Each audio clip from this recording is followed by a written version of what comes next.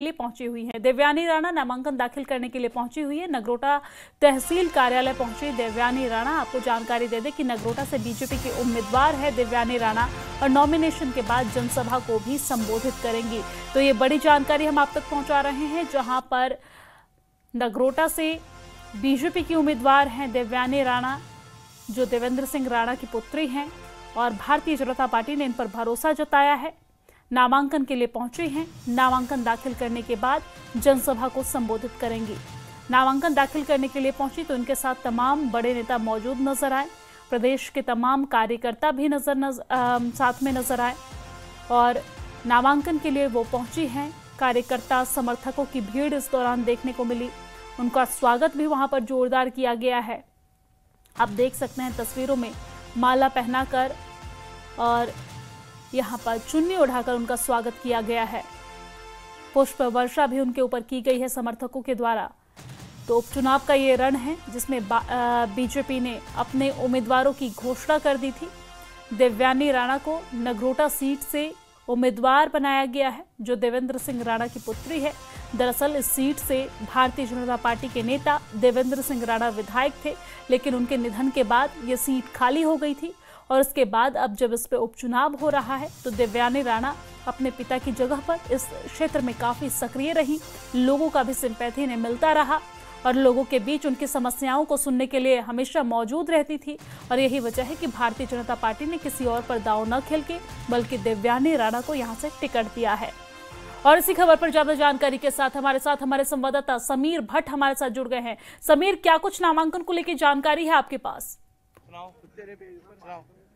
जी बिल्कुल, आप देखते हैं सीधी तस्वीरों में आप देख सकते हैं ये जो तहसीलदार ऑफिस है यहाँ नगरोटा में, यहाँ पे ही जो इस वक्त देवयानी राणा जो है फाइल नॉमिनेशन कर रही है। उनके साथ सत शर्मा है, जम्मू कश्मीर बीजेपी के प्रेसिडेंट हैं, और इसके साथ leader of opposition Sunil Sharma और इनके साथ साथ कई विधायक भी यहाँ पे पहुंचे हैं।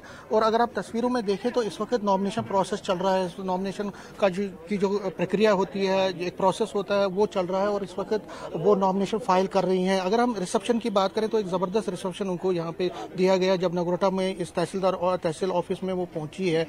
यहाँ पे वो खुद ड्राइव कर रही थी और डोगरी जो एक पगड़ी है, जो एक प्रतीक है डोगरी कल्चर का, एक पहचान है, वो लगाए हुई थी और उनके समर्थक भी उनके साथ काफी संख्या में। Leader of opposition Sunil Sharma भी उनकी ही गाड़ी में वहाँ पे बैठे थे। और अगर हम बात करें, कई विधायक भी यहाँ पे पहुंचे, कई लोग भी यहाँ पे पहुंचे और समर्थकों की एक भारी संख्या यहाँ पे पहुंची है नगरोटा में, क्योंकि उसके बाद एक रैली को भी वो संबोधित कर रही है। तो वहां पे भी काफी लोग यहाँ पे पहुंचे हैं और यहाँ अगर हम इस नॉमिनेशन की बात करें तो इस पे सबकी नजरें हैं और उसके बाद जो रैली में वो जो कुछ बोलेंगी उस पर भी सबकी नजरें हैं, क्योंकि जो एक उनका एक रहा है एक नैरेटिव। जो जब मैंने उनसे सुबह बात की थी तो उन्होंने कहा था कि वो कोशिश करेंगी कि डेवलपमेंट को आगे बढ़ाया जाए, अनएम्प्लॉयमेंट को खत्म किया जाए और इसके साथ साथ जो यहाँ नगरोटा में जो प्रॉब्लम्स हैं उसको खत्म किया जाए। जो यहाँ पे अभी जोरावर सिंह जमवाल हैं, स्पोक्स पर्सन है जम्मू कश्मीर बीजेपी के, पहले भी उनसे बात हुई थी।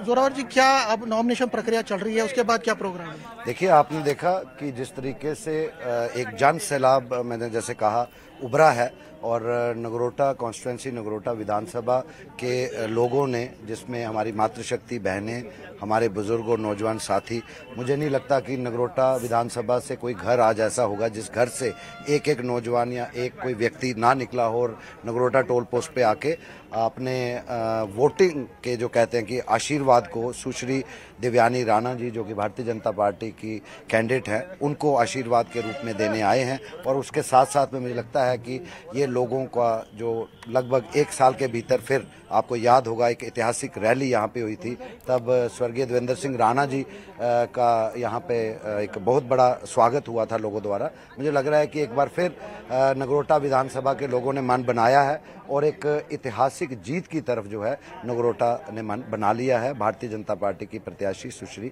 देवयानी राणा जी को वोट डालकर। तो अपोजिशन का कोई आपको लगता है कोई सीरियसली आपको चैलेंज लगता है? देखिए, ओपोजिशन कोई भी हो, फंडामेंटल राइट है, कोई भी लड़ सकता है, कोई यहाँ से हो वहाँ से हो, उसमें कोई वही नहीं है, कंटेस्ट करें। लेकिन मैं ये बताना चाहूँगा कि भारतीय जनता पार्टी के कर्मठ कार्यकर्ताओं ने जो आदरणीय हमारे हमारे जो भारतीय जनता पार्टी का शीर्ष नेतृत्व है, हमारे आदरणीय प्रधानमंत्री श्री नरेंद्र भाई मोदी जी, आदरणीय गृह मंत्री श्रद्धेय अमित शाह जी, हमारे जम्मू कश्मीर के प्रदेश के अध्यक्ष आदरणीय सत Sharma ji, leader of the opposition, जितने भी जिन्होंने चयन किया, तो मुझे लगता है कि ये बहुत अच्छा फैसला जो कि हर एक नगरोटा के घर में जो है, जो आज से 10 महीने पहले तक कहीं ना कहीं अफसोस था कि उनके बहुत बड़े दिग्गज नेता स्वर्गीय देवेंद्र सिंह राणा जी नहीं रहे, मुझे लगता है कि वो आज फिर वो जनता जो है बाहर आई है और अपने आशीर्वाद के रूप में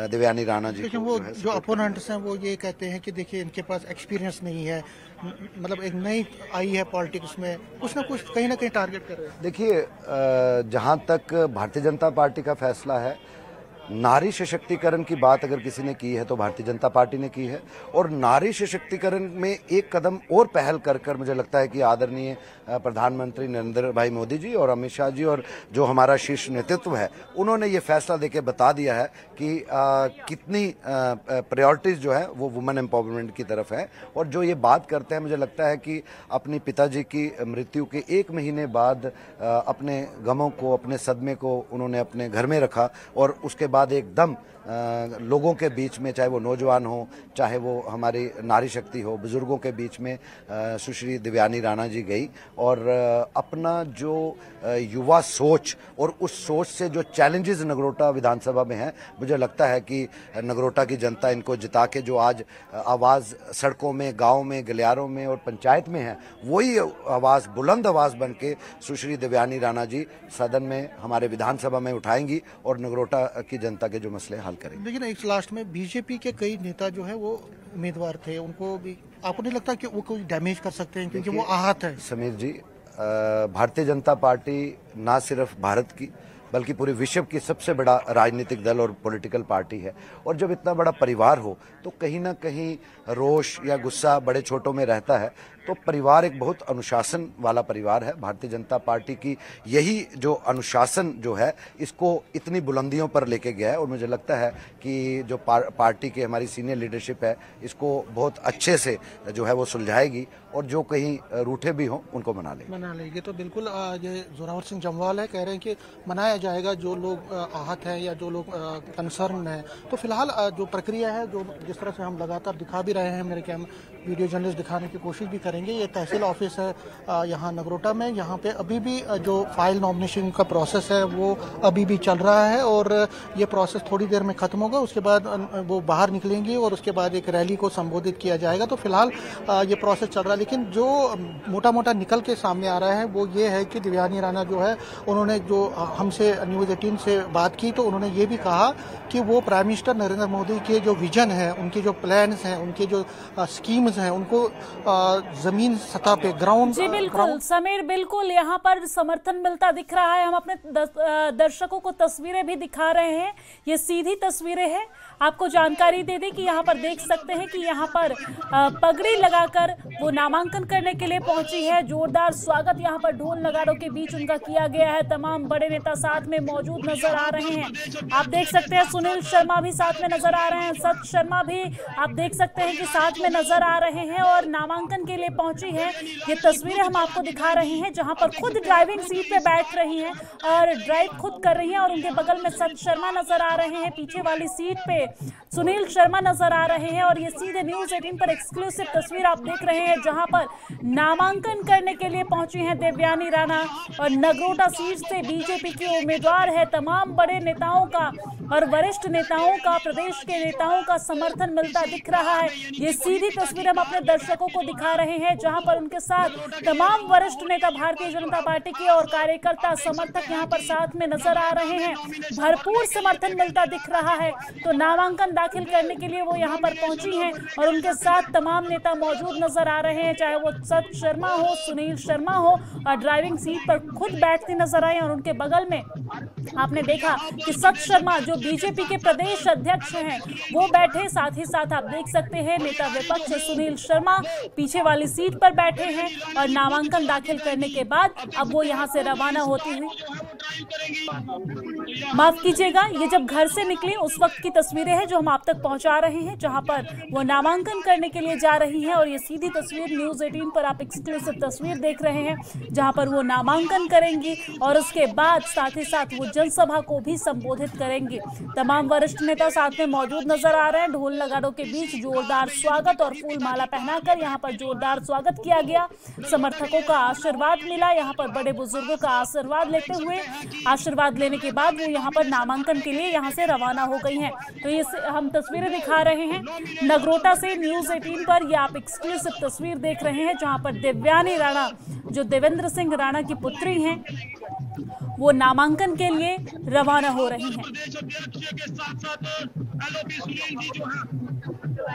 और ये गाड़ी जो है वो देवयानी राणा जी खुद चला के जाएंगी।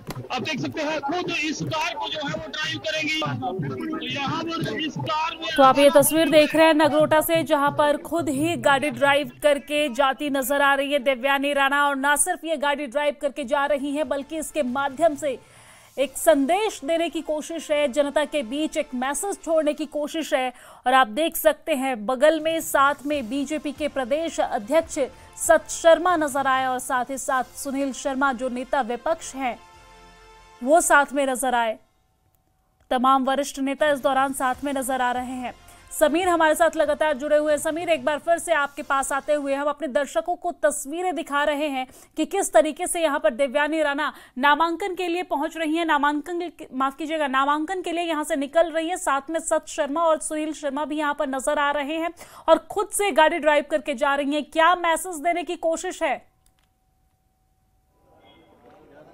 देखिए, मैसेज एक ही है कि बीजेपी की लीडरशिप भी ये एक मैसेज देना चाहती है कि भले ही कई लोग नाराज हों, लेकिन जब पार्टी की लीडरशिप उनके साथ है तो कहीं ना कहीं जो नाराजगियां हैं उनको दूर करने की कोशिश है। और जो एक मैसेज देने की चाहती, देखिए सियासत में मैसेजिंग इंपॉर्टेंट होती है और पॉलिटिक्स में मैसेजिंग का अपना एक होता है। जब लीडर ऑफ अपोजिशन आए, जब स्टेट के प्रेसिडेंट आए, विधायक आए, तो एक मैसेज उन लोगों को भी गई जो लोग नाराज हैं कि भाई आप अपनी नाराजगी को हटाइए, आपने खत्म कीजिए। अब देवयानी राणा कैंडिडेट है, उसी को आप समर्थन दीजिए। अगर आपने ऐसा नहीं किया तो जो एक प्रिंसिपल्स होते हैं, रूल्स होते हैं, जो एक प्रोटोकॉल, डिसिप्लिनरी एक्शन भी लिया जा सकता है आपके खिलाफ। क्योंकि जब पार्टी की लीडरशिप आपके साथ है तो आप मानिए कि जो नाराज है उनको एक मैसेज चली गई है। तो जब सत शर्मा खुद आए, लीडर ऑफ अपोजिशन खुद आए, विधायक भी साथ में है, कई बड़े नेता भी साथ में हैं, जिसमें लेजिस्लेटर हैं, फॉर्मर मिनिस्टर्स हैं, तो नाराज जो लोग हैं और कई लोग नाराज भी हैं, जिसमें नंद किशोर शर्मा जो कि जुगल किशोर शर्मा के भाई है सिटिंग MP के, तो लगातार उनके समर्थक कई दिनों से सोशल मीडिया का यूज करके अपनी नाराजगी जाहिर कर रहे हैं। तो बीजेपी ने एक मैसेज देने की कोशिश की कि नहीं, अब बस बहुत हो चुका है, अब देवयानी राणा हमारी ऑफिशियल कैंडिडेट है तो उसके साथ ही आप चलिए। और एक मैसेज वर्करों को भी गया है कि जो पार्टी की लीडरशिप है वो इनके साथ है और इसमें दूसरा और तीसरी कोई बात नहीं है, किसी और पे आप ज्यादा फोकस मत कीजिए, आप देवयानी राणा के समर्थन में आइए। तो अभी जो मैसेजिंग है, एक पैगाम, एक मैसेज चली गई है उन लोगों को भी जो कहीं न कहीं नाराज थे, प्रेस कॉन्फ्रेंस दे रहे, सोशल मीडिया के जरिए और कहीं ना कहीं कई प्लेटफॉर्म पे अपनी नाराजगी जाहिर कर रहे थे। हालांकि सत शर्मा ठीक है समीर, हम देख रहे तस्वीरें अपने दर्शकों को दिखा रहे हैं कि देवयानी राणा यहां से नामांकन के लिए निकल चुकी है। तमाम वरिष्ठ नेता साथ में मौजूद नजर आ रहे हैं। बहुत शुक्रिया तमाम जानकारी साझा करने के लिए, हमारे साथ लाइव जुड़ने के लिए।